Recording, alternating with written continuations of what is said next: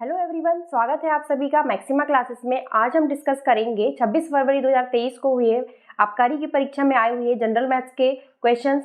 शुरू करते हैं पहले क्वेश्चन से। ये सारे क्वेश्चंस मैंने रिस्पॉन्स शीट से लिए हैं, इसलिए इन क्वेश्चंस में कोई डाउट नहीं है। पहला क्वेश्चन है x प्लस 1/x बराबर 3 है, तो x to the power 5 plus 1/x to the power 5 का मान क्या होगा। क्वेश्चन सॉल्व करने के पहले मैं एक दो फॉर्मूले बताऊंगी, वो फॉर्मूले आप याद कर लीजिएगा, क्योंकि क्या होता है कि ये जो इस टाइप के क्वेश्चन जो है ये पावर बदल बदल के ये सारे एग्जाम्स में आते हैं। बस इसमें पावर बदल दी जाती है, बाकी कंसेप्ट सेम यही रहता है। तो उसके लिए कुछ ये बेसिक जो पावर्स है उनके तो हम वैल्यूज हम याद कर लेंगे। जैसे x प्लस 1/x बराबर n दिया हुआ है, तो x square plus 1/x square जो होता है वो होता है n स्क्वायर माइनस 2। और वहीं पर यदि x cube plus 1/x cube पूछा है तो ये होता है n क्यूब माइनस 3n। ये जो है बेसिक है एकदम। यदि ये दिया हुआ है और ये पूछा है तो ये n स्क्वायर माइनस 2 होता है, जहाँ पर ये n है और ये जो होता है इसके बराबर होता है। पर वहीं पर यदि पावर्स बढ़ जाती है तो फिर क्या होगा। जैसे अभी फिलहाल के लिए ये वाला देखते हैं हम, ठीक है। x टू दी पावर 5 है plus 1/x to the power 5 है, तो ये कुछ नहीं बल्कि क्या है, ये x square plus 1/x square into x cube plus 1/x cube minus x plus 1/x। यही है ये। अब मैं बताऊंगी कि कैसे ये है, अभी सॉल्व करते हैं इसको। x to the power 5 upon 1 plus 1/x to the power 5 है, इसको मैं ऐसा लिख सकती हूँ x cube into x to the power 2 plus 1/x to the power 3 into x to the power 2 लिख सकती हूँ, ठीक है। अब यदि मैं इसमें एक प्लस एक्स कर दूँ, माइनस एक्स कर दूँ, एक प्लस 1/x कर दूँ और एक 1/x माइनस कर दूँ, तो क्या कोई फर्क पड़ेगा इस इक्वेशन पे? नहीं पड़ेगा। ये सिंपल हम फॉर्मूला बनाने के लिए कर रहे हैं, ठीक है। मैंने क्या किया, एक्स जोड़ दिया, माइनस भी कर दिया, 1 प्लस एक्स जोड़ दिया और माइनस भी कर दिया। अब यदि मैं यहाँ से एक्स स्क्वायर कॉमन लूँ तो ये वाला टर्म से एक्स स्क्वायर जाएगा तो ये हो जाएगा एक्स टू दी पावर 3 हो जाएगा। और प्लस यदि मैं यहाँ से एक्स स्क्वायर कॉमन लूँ, यदि मैं यहाँ से लेती हूँ एक्स स्क्वायर कॉमन, तो ये क्या हो जाएगा, इसके लिए क्या करना पड़ेगा, मुझे एक्स स्क्वायर का यहाँ मल्टीप्लाई करना पड़ेगा और एक्स स्क्वायर का यहाँ मल्टीप्लाई करना पड़ेगा, ठीक है। और एक्स स्क्वायर मैंने कॉमन ले लिया है, तो अब क्या बचेगा, 1/x क्यूब बचेगा नीचे, तो ये 1/x क्यूब। तो ये वाली टर्म हमने यूज़ कर ली और ये वाली टर्म भी हमने यूज़ कर ली है, ये वाली भी और ये वाली भी, ठीक है। तो ये ब्रैकेट क्लोज। अब प्लस यदि मैं यहाँ से 1/x स्क्वायर कॉमन ले लूँ, तो यहाँ से मैं 1/x स्क्वायर कॉमन ले लूँ तो क्या बचेगा,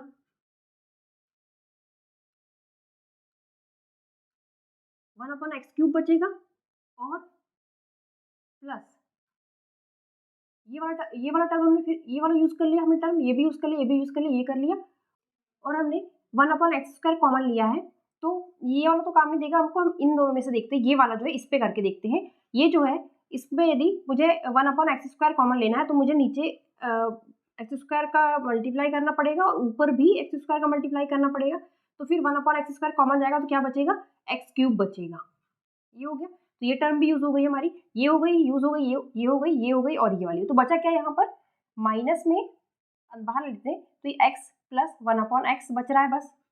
तो यदि हम इसको ऐसे लिखें तो ये x square plus 1/x square into x cube plus 1/x cube minus x plus 1/x, यही दिख रहा है। तो मैंने बस उसी को ऐसे लिखा हुआ है, ठीक है। तो ये मैंने प्रूफ करने के लिए इतना करवाया है, बाकी इसको हम ऐसा लिख सकते हैं, ठीक है। तो अब हमारे पास ये वैल्यूज है, x प्लस 1/x की वैल्यू दी हुई है 3, और हमें इसकी जरूरत है और इसकी जरूरत है, क्योंकि हमने इसको इस फॉर्म में लिख दिया है।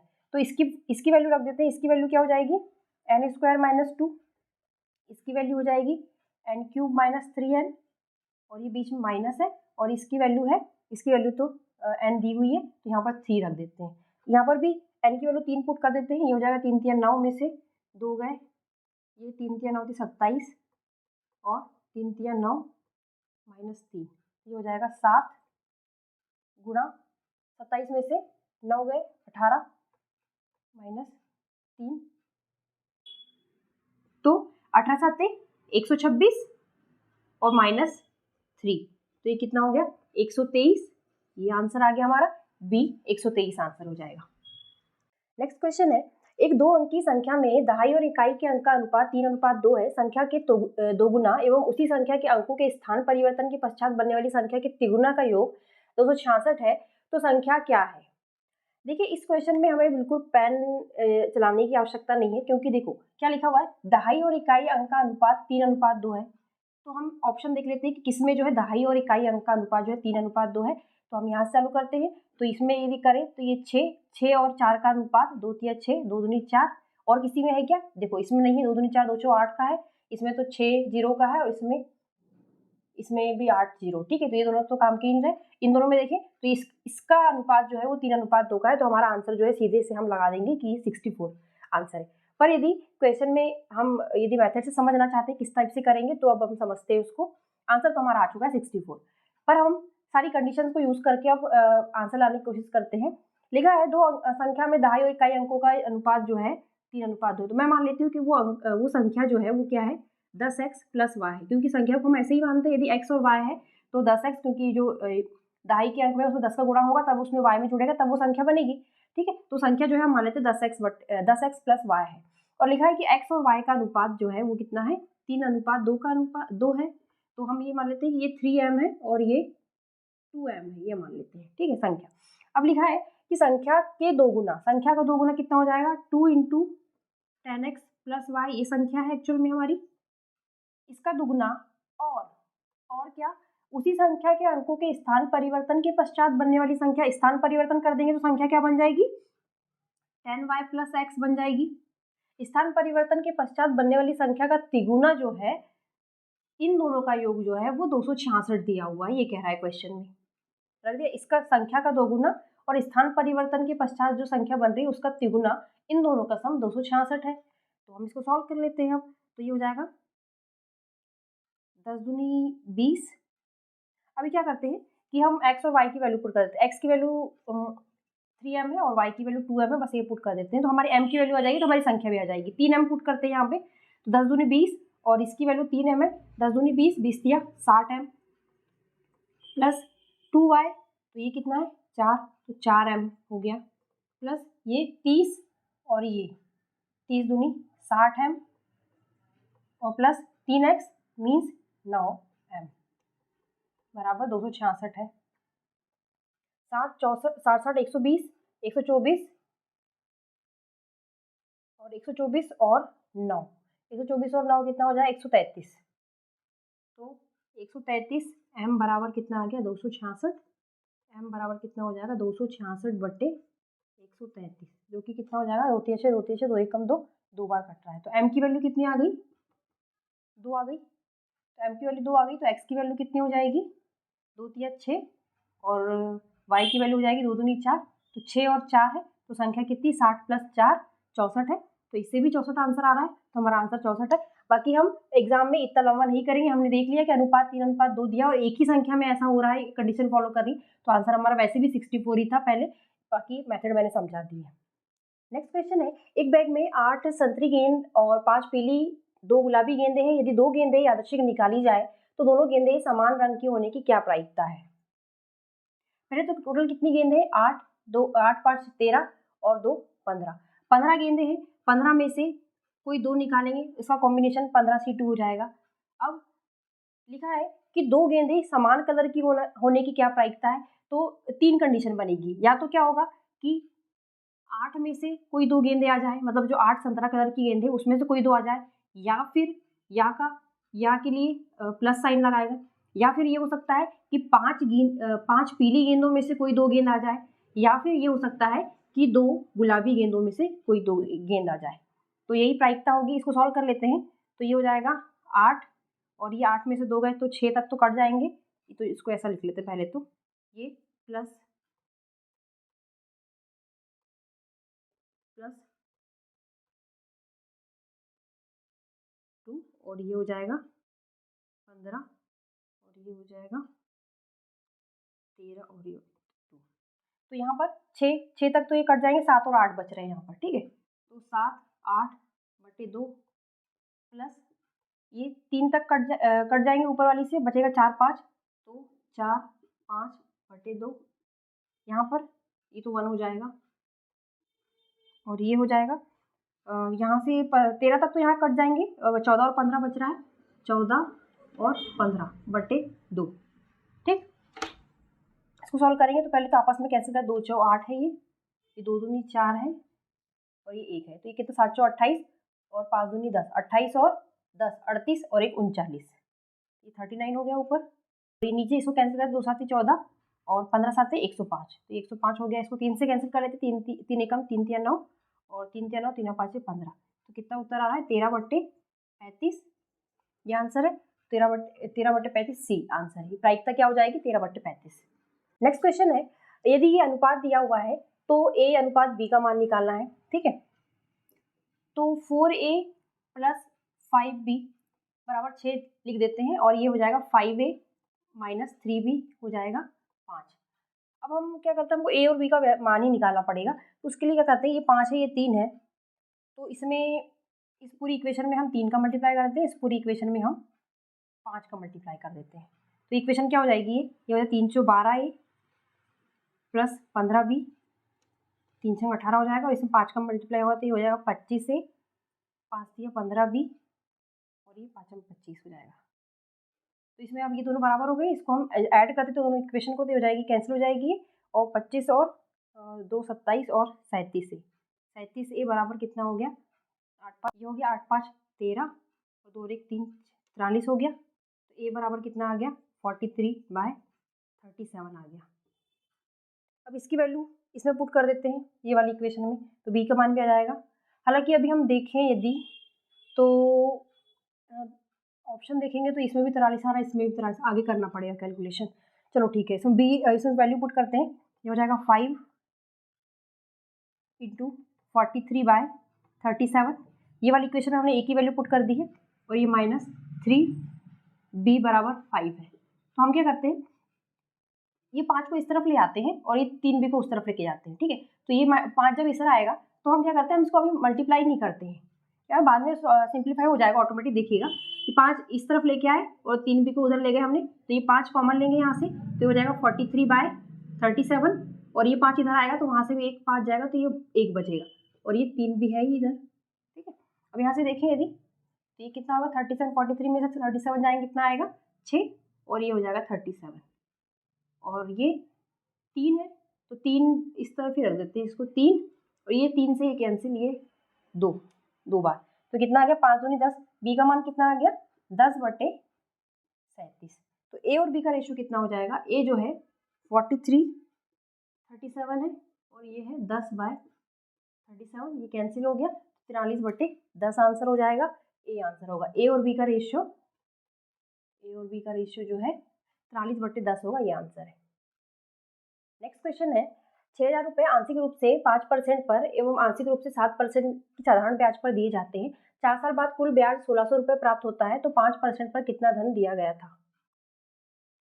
अगर हम 5% और 7% को थोड़ी देर के लिए भूल जाए, क्योंकि यहाँ पर दिया हुआ क्वेश्चन कि आधा धन जो है, थोड़ा धन जो है वो 5% की रेट पे दिया गया था और बाकी थोड़ा बहुत जो है वो 7% की साधारण ब्याज की दर पर दिया गया था।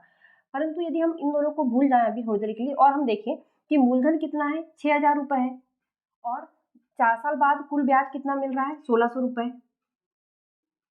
ठीक है, तो यदि हम 5 और 7 को भूल जाएं तो हम इससे ये निकाल सकते हैं कि 6,000 रुपये है और ब्याज हमको 1,600 रुपये मिला है 4 साल बाद, तो हम इफेक्टिव रेट निकाल सकते हैं। यदि 5-7 का हम पूरा कंबाइंड यदि रेट निकालना चाहे कि 6,000 रुपये है और 1,600 रुपये हमको 4 साल बाद ब्याज मिला है, तो वो 4 सालों का जो टोटल इफेक्टिव जो रेट है वो क्या है वो निकालना है। तो उसके लिए हम क्या करेंगे कि 1,600 6,000 का कितना परसेंट है ये निकाल लेते हैं।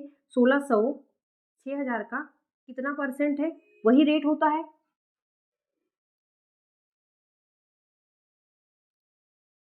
तो ये हो जाएगा, ये कैंसिल हो जाएंगे और ये इससे कैंसिल हो गया, 2 3 6 2 8 16, तो ये कितना आ गया 80/3। तो 80/3 क्या हो गया, ये 4 साल का रेट ऑफ इंटरेस्ट आ गया। अब 4 साल का रेट ऑफ इंटरेस्ट है, हमको 1 साल का निकालना है, तो इसमें 4 का डिवाइड कर देंगे तो ये कितना आ जाएगा 20/3 जो है 1 साल का इफेक्टिव रेट निकला। पर क्योंकि यदि हम पूरे ही धन को किसी एक रेट पे देते और हमको 1600 रुपये ब्याज चाहिए होता तो हम उसको 20/3 की रेट पे देते, पर क्योंकि यहाँ पर लिखा है कुछ धन जो है वो 5% पे दिया, कुछ धन 7% पे दिया, अलग अलग दिया, पर हमारी इफेक्टिव रेट निकल गई है। तो क्या हम इस सवाल को मिश्रण से कर सकते हैं? मिश्रण से कर सकते हैं इस सवाल को। देखिए 5% की दर पे कुछ अमाउंट दिया गया और 7% की दर पे कुछ अमाउंट दिया गया और हमारी इफेक्टिव रेट जो है वो 20/3 आ गई है। ये कह सकते हैं कि एवरेज जो है वो है। और हम जानते हैं कि यदि टाइम, और ये जो है सब 1 साल की बात है, 1 साल का ही हमने सब कैलकुलेशन किया है, ये 1 साल का ये रेट है, ये भी 1 साल का इफेक्टिव रेट है। यदि हम इसको सॉल्व करेंगे तो ये हमारा क्या है, मूलधन का रेशियो आ जाएगा यहाँ पे कि 5% पर कितना अमाउंट दिया और 7% पर कितना अमाउंट दिया, उसका रेशियो आ जाएगा। इसको हम सॉल्व करेंगे तो वो कैसे, कि क्या होता है कि जो ब्याज होता है, ब्याज यदि हम टाइम कांस्टेंट रखें तो ब्याज बराबर मूलधन गुणा टाइम, यदि 1 रख दिया, कांस्टेंट रखा है, ठीक है, दर बटे सौ होता है, 100 को भूल जाते, तो क्या होगा कि दर जो होगा वो ब्याज बटे मूलधन होगा। और हम जानते हैं कि यहाँ पर जो भी नंबर लिखते हैं वो में उसमें जो नीचे जो होता है उसी का रेशियो आता है, तो क्योंकि यहाँ पर दर जो है ब्याज बटे मूलधन है तो ये जो रेशियो आएगा ये मूलधन का रेशियो आएगा। इसमें से इसको माइनस करते हैं, इसमें से इसको माइनस करते हैं, 7 में से 20/3 माइनस करेंगे तो कितना आएगा, 3 7 21, 21 में से 20 गए, 1/3। अब इसमें से इसको माइनस किया तो इसमें से इसको माइनस करते हैं, तो इसमें से इसको माइनस करेंगे, 3 5 15, 20 में से 15 गए, 5/3, ये आ गया। अब हमको पता है कि 1/3 और 5/3 का रेशियो आया है, तो ये बोल सकते हैं कि 1:5 का रेशियो आया है। मतलब जो भी धन हमने 5% पर दिया है वो 6000 का एक पार्ट है और 7% पे जो दिया है वो 6000 का के 5 पार्ट है। 6000 के यदि 6 पार्ट करेंगे तो कितना होगा, 1000 का एक पार्ट होगा। और क्योंकि हमने 5% पर एक पार्ट दिया है तो 5% पे हमने 1000 रुपए दिए हैं, यही आंसर है, बी आंसर है, ठीक है। और 7% पे पूछेगा कितना दिया है तो 5000 हो जाएगा आंसर, क्योंकि 5% का पूछा है तो 1000 है, ये आंसर है। नेक्स्ट क्वेश्चन है 962/13 बराबर है 370 के x परसेंट, तो x का मान निकाल। सिंपल है क्वेश्चन, 962/13 है और 370 का x परसेंट मीन्स ये है, ये कैंसिल कर देते हैं इसको, 91 और बचा 5, 13 54 और 37 से करके देखते हैं, 37 से ये कितने बार जाएगा, 2 7 14, 2 बार जा रहा है, ठीक है। और ये हो जाएगा x बराबर 20, तो आंसर हो जाएगा x बराबर 20 डी। नेक्स्ट क्वेश्चन है प्रश्नवाचक के स्थान पर क्या होगा, 34 स्क्वायर माइनस 26 स्क्वायर बराबर क्वेश्चन मार्क है, फिर क्वेश्चन मार्क का स्क्वायर भी है, माइनस 320 का 30% है। तो हमको क्या क्वेश्चन मार्क की जगह पे क्या आएगा ये निकालना है। तो ये ए स्क्वायर माइनस बी स्क्वायर है, इसको ए प्लस बी, ए माइनस बी से करते हैं ताकि हमको स्क्वायर ना निकालना पड़े। ये हो जाएगा 34 माइनस 26 इंटू 34 प्लस 26 हो जाएगा ये, और ये हम क्वेश्चन मार्क को हम एक्स लिख देते हैं क्योंकि फिर वो कंफ्यूज करेगा। ये हो गया स्क्वायर, और ये 320 का 30%, तो ये कितना हो जाएगा, ये कैंसिल हो गया, तो ये हो रहा है कितना, 3 दूनी 6, 3 3 96 हो रहा है, ठीक है। इसको सॉल्व करते हैं, तो 34 में से 26 जाएंगे तो ये आ जाएगा अपना 8 इंटू 34 और 26, ये हो जाएगा 6 4 10, 3 4 5 6 और बराबर 96 बराबर एक्स स्क्वायर माइनस 96 है, ये हो जाएगा 8 6 48, 8 6 48, 480 हो गया, 96 इस तरफ आएगा तो ये हो जाएगा, ये 6 9 और 8 17 और ये 576, एक्स स्क्वायर का मान कितना आ गया 576, और 576 किसका वर्ग होता है, तो 24 का वर्ग होता है। और यदि नहीं भी पता 24 का वर्ग होता है तो भी हम ये देखेंगे कि सिर्फ इसमें 4 है जिसका 2 बार मल्टीप्लाई करेंगे तो 6 आएगा, अदरवाइज 8 8 64 किसी में जो है 6 नहीं आएगा, तो आंसर जो हो जाएगा डी हो जाएगा 24। नेक्स्ट क्वेश्चन है राजमिस्त्री 12 घंटे में टैंक बना सकता है, 6 घंटे काम करने के बाद उसने एक लड़के को काम पर रखा और मिलकर और 5 घंटे में काम पूरा कर लिया, लड़का अकेला उस काम को कितने घंटों में कर सकता है। राजमिस्त्री अकेला 12 घंटे में टैंक बना सकता है, मतलब उसकी इतनी क्षमता है कि वो 12 घंटे में पूरा टैंक बना सकता है, पर उसने क्या किया, सिर्फ 6 घंटे काम किया और उसने फिर एक लड़के को काम पे रख लिया, तो 6 घंटे काम किया, 12 घंटे में पूरा काम कर सकता है, 6 घंटे में उसने आधा काम कर लिया होगा, तो अब कितना काम बचा है, सिर्फ आधा ही काम बचा है, आधा काम बचा है, और तब उसने एक लड़के को काम पे रखा है। तो अब एक लड़का और राजमिस्त्री दोनों मिलकर आधा काम करेंगे और हमें क्या निकालना है, उस काम को कितने घंटों में कर सकता है लड़का अकेला, मतलब लड़का की एफिशिएंसी निकालना है। तो हम क्या करेंगे, इसमें MEDH का फॉर्मूला MEDH बाय W लगाते हैं, ठीक है। जहाँ ये होता है मैन, ये होता है एफिशिएंसी, ये होता है डेज, ये होता है घंटे, ठीक है। तो राजमिस्त्री जो है अपनी एफिशिएंसी से आधा 6 घंटे में आधा काम निपटा देता है और फिर आधा काम लड़का और राजमिस्त्री दोनों मिलके कर रहे हैं, ठीक है। तो हम क्या करते हैं, यहाँ पर MEDH वाले फॉर्मूले में एफिशिएंसी पुट करते हैं। पहले एफिशिएंसी किसकी थी, जब राजमिस्त्री अकेला काम कर रहा था तब उसकी एफिशिएंसी कितनी, 1/12, क्योंकि वो पूरा काम 12 घंटे में करता था, उसकी एफिशिएंसी 1/12 है। 1/12 काम करते हुए उसने 6 घंटे में आधा काम निपटा दिया राजमिस्त्री ने। वर्क कितना काम, आधा काम निपटा दिया। और वहीं पर बचा हुआ आधा काम राजमिस्त्री और उस लड़के ने मिलकर कितने घंटों में निपटाया, 5 घंटे में। और क्योंकि लिखा है और 5 घंटों में निपटाया, और ये भी कितना, आधा काम इन्होंने भी निपटाया। तो यहाँ पर पहले एफिशिएंसी सिर्फ राजमिस्त्री की थी, उसने 6 घंटे काम करके आधा काम निपटाया। फिर एफिशिएंसी राजमिस्त्री और लड़का दोनों की लेंगे, इन लोग ने 5 घंटा काम करके बचा हुआ आधा काम निपटाया। इसको बराबर कर देंगे तो ये जो है हमने लड़के की एफिशिएंसी मानी है, ये लड़के की एफिशिएंसी है। इसको सॉल्व करते हैं, ये 6 दूनी 12, तो ये 1/2 और 1/2, तो ये तो 1 हो जाएगा, ये 1, और ये वाला 1/2 इस तरफ ले आएंगे, ठीक है। ये 1/2 हो गया, और ये यहाँ पे 5 का मल्टीप्लाई करते हैं, ये हो जाएगा 5/12 और ये हो जाएगा 5x, ये हो जाएगा 5x बराबर, ये इस तरफ जाएगा तो 1/2 में से 5/12 माइनस कर देंगे, तो ये हो जाएगा, एलसीएम तो 12 ही रहेगा, ये 6 माइनस 5 बराबर 1/12, तो 1/12, और ये 5 भी नीचे जाएगा तो x की वैल्यू कितनी आ जाएगी, 12×5 = 60, x की वैल्यू आ गई 1/60। तो लड़की की एफिशिएंसी कितनी आ गई, 1/60। और हम क्या होता है, एफिशिएंसी जो होती है, मैंने बताया है हमेशा एफिशिएंसी जो होती है वो कुछ नहीं बल्कि 1/, यदि वर्क को हमने 1 माना है तो एफिशिएंसी बटे ये क्या होता है, टोटल काम को करने में लगे हुए दिन जो होते हैं वही एफिशिएंसी होता है। तो यदि एफिशिएंसी 1/60 आई है तो इसको उल्टा कर देंगे, तो पूरे काम को करने में कितने दिन लगेंगे उसको, 60 दिन। यही आंसर है, सी आंसर हो जाएगा। उसको पूरा अकेले काम करने में कितने घंटे, अच्छा सॉरी, हमने यहाँ पे सारा जो कैलकुलेशन घंटों में किया है तो ये घंटों में होगा, ये 60 घंटे हो जाएगा। डेज और घंटे ज़्यादा फर्क पड़ता नहीं है, वही चीज़ होती है। यहाँ पर घंटों में काम हो रहा है तो घंटों में कर लिया है, मैंने वर्क डेज लिख दिया है, पर ये है घंटे, 60 घंटे आंसर हो जाएगा।